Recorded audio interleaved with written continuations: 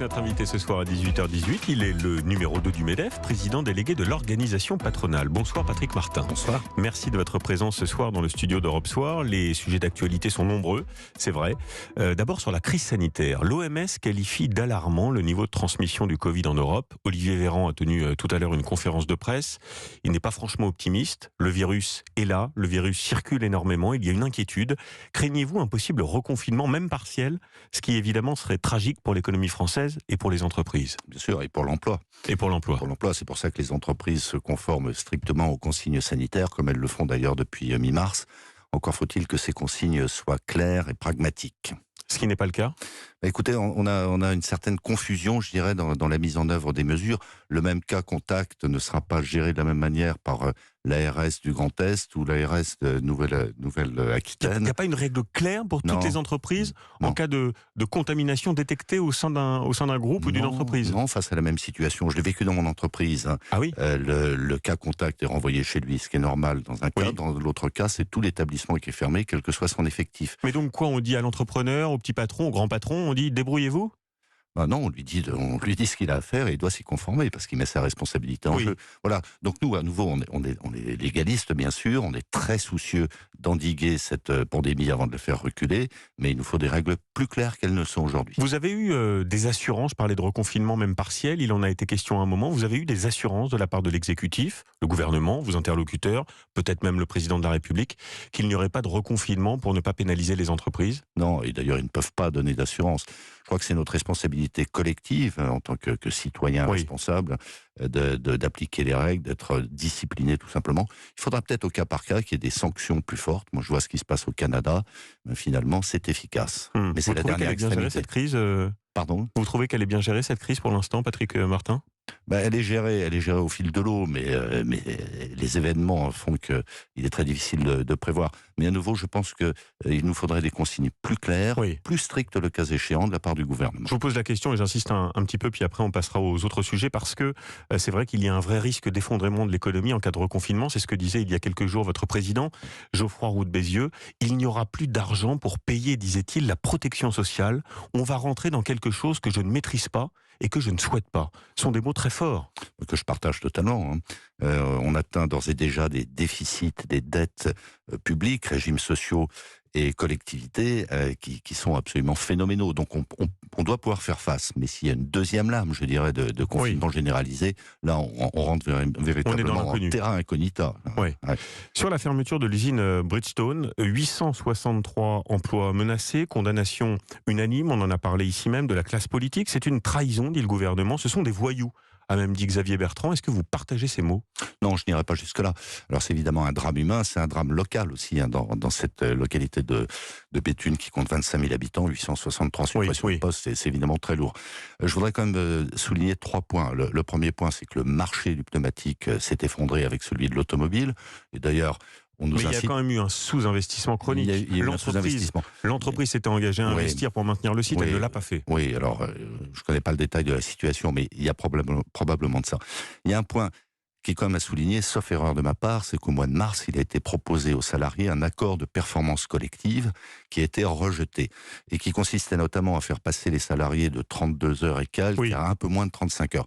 Peut-être qu'il aurait fallu être plus sage de part et d'autre, avec probablement des contreparties plus fortes de la part de l'employeur. Les syndicats, eux, disent c'est le patron du site qui n'a pas tenu sa parole. Écoutez, à nouveau, je ne connais pas le détail des choses. L'essentiel, c'est que c'est un drame humain et qu'il faut prévenir ce type de situation. Le MEDEF a des propositions à faire. Bien, mais Bridgestone a quand même, pardon d'insister Patrick Martin, mais profité d'argent public, le CICE, le chômage partiel pendant la crise du Covid et le confinement. Et ils n'ont rien investi dans l'usine, je le répète, alors que le site aurait pu être, paraît-il, pérennisé.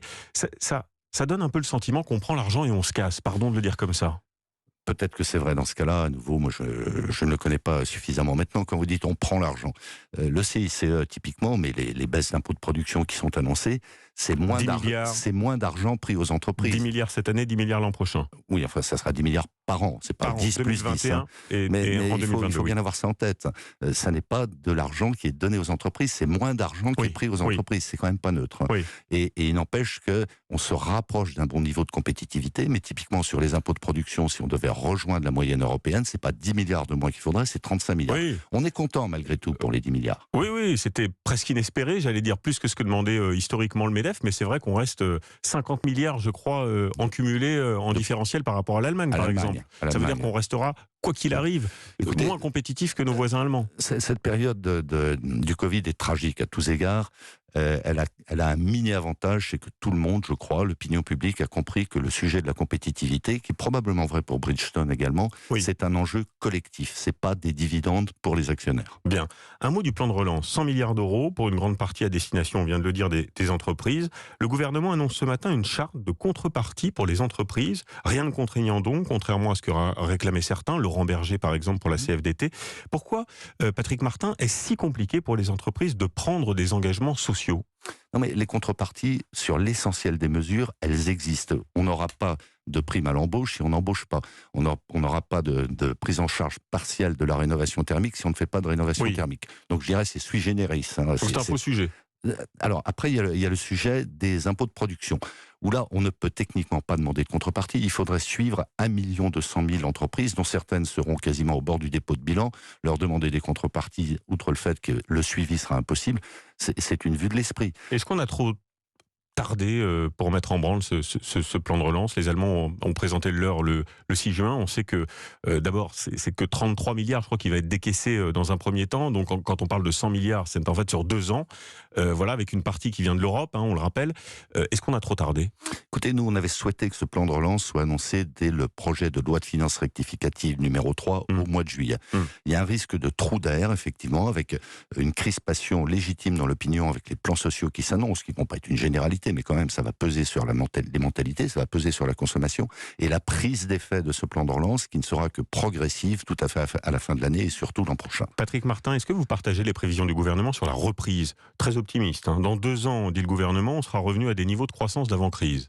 C'est plausible, ça? Alors, hormis l'aléa sanitaire et hormis l'aléa géopolitique, je dirais, on y croit. D'ailleurs, nos adhérents, on les a Parce que 2022, c'est l'élection présidentielle, évidemment. Oui, donc on a l'impression qu'il y a un petit message politique là-dedans. Non, je sais bien. Le plus tôt sera le mieux. On a sondé nos adhérents à 76%. Ils sont optimistes sur leurs perspectives individuelles, avec des contrastes énormes, vous le savez, d'un secteur d'activité à l'autre. Bien sûr. Une dernière question, il nous reste quelques secondes sur le temps de travail. Le MEDEF a le souhait de rouvrir le débat pour travailler plus. Ce n'est pas un secret, Geoffroy Draud de Bézieux l'a rappelé à maintes reprises. Très concrètement, la durée moyenne du travail en France, c'est un peu plus de 36 heures par semaine, je parle sous votre contrôle, c'est même plus que l'Allemagne, selon Eurostat. Alors concrètement, comment voyez-vous l'application de ce travailler plus? Est-ce que c'est des jours fériés en moins pour les salariés? Est-ce que c'est revenir sur les 35 heures pour faire des semaines de 40 heures ou de 39 heures? Comment vous voyez les choses? Le sujet n'est plus tellement celui de la durée hebdomadaire, surtout si on considère que les salariés français sont parmi les plus productifs du monde. Mais il faut raisonner sur la durée de travail dans la vie. Donc le vrai sujet, c'est l'âge de départ en retraite. Les Allemands sont à 67 ans, ils vont aller même encore plus loin. Il y a beaucoup de pays dans ce cas. Je ne dis pas que c'est absolument ce qu'il faut faire, mais on a devant nous une montagne de dettes. C'est important de le rappeler, parce que ça n'a pas toujours été compris comme ça, le travailler plus de Geoffroy Draud de Bézieux du MEDEF. Si, enfin, c'est ce qu'il a voulu dire. Oui. Et puis par ailleurs, donner de la souplesse dans l'organisation du travail à l'intérieur de la semaine. On le voit actuellement, il y a de très belles entreprises qui sont, tant mieux pour elles, confrontées à un surcroît d'activité. Elles sont dans le cadre d'accords avec les partenaires sociaux, les syndicats, c'est toujours comme ça qu'il faut faire, obtenu un coup de collier temporaire sur la durée de travail. La bonne jauge pour le départ en retraite, c'est quel âge selon vous? Le Conseil d'orientation des retraites va remettre ses prévisions d'ici quelques jours. Ben non, c'est de l'arithmétique. C'est pas le souhait de Patrick Martin. Hein. Le souhait de Patrick Martin, c'est que si on pouvait partir à 50 ans, ça serait très bien. Hein. Mais ça sera probablement de l'ordre de 63, 64 ans, sans aller jusqu'aux 67 ans, voire 70 ans que beaucoup de pays ont adopté. On a la chance d'avoir une démographie positive de ce point de vue. On aura l'occasion, j'imagine, d'en reparler des retraites. Sans doute. Merci Patrick Martin d'avoir été ce soir en direct dans Europe Soir.